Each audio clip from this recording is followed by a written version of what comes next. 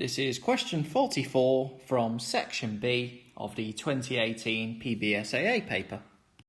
In this question, we're told that an epithelial cell from an animal was removed and that the cytoplasm of this cell could be considered as a 2% sugar solution.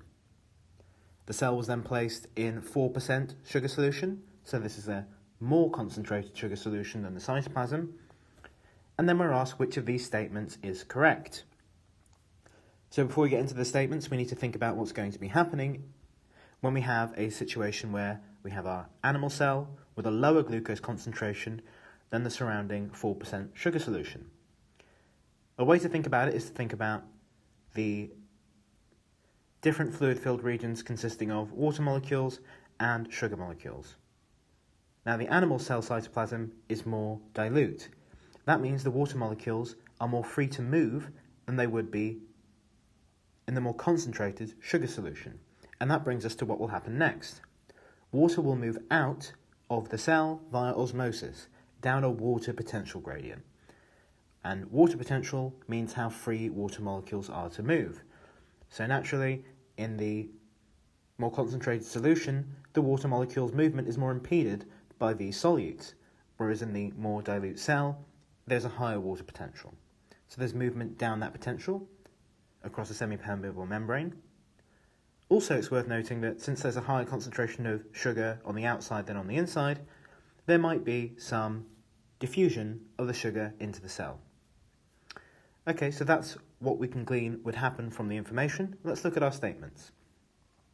At equilibrium, the sugar concentration in the cell was 6%. So at equilibrium, the point at which this movement down via osmosis or perhaps via diffusion, we're told that equilibrium point would be when the sugar concentration is 6%.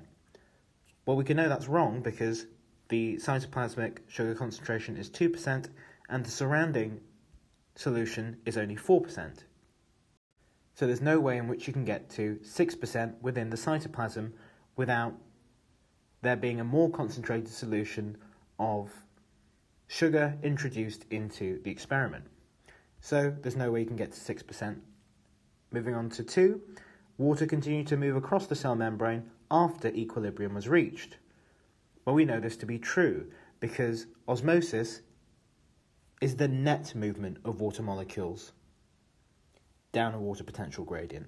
Water molecules are moving to and fro on either side of a membrane all the time. The difference is that when there's a difference in water potential, overall, the traffic is generally down the water potential gradient rather than against it. So even after equilibrium, there will be interchange of water molecules, but there will be no change in the water potential on either side. Moving on to statement 3, osmosis was most rapid when the cell was first placed in the solution. Well, if we think about it, when the cell was first placed in the solution, then it will have had that 2% concentration versus the 4% surrounding it.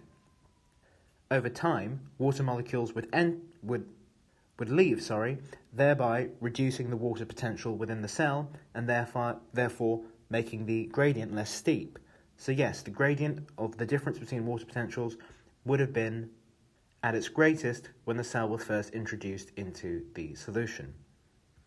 So we have our answer that 2 and 3 are correct statements, and that gives us our answer as option G.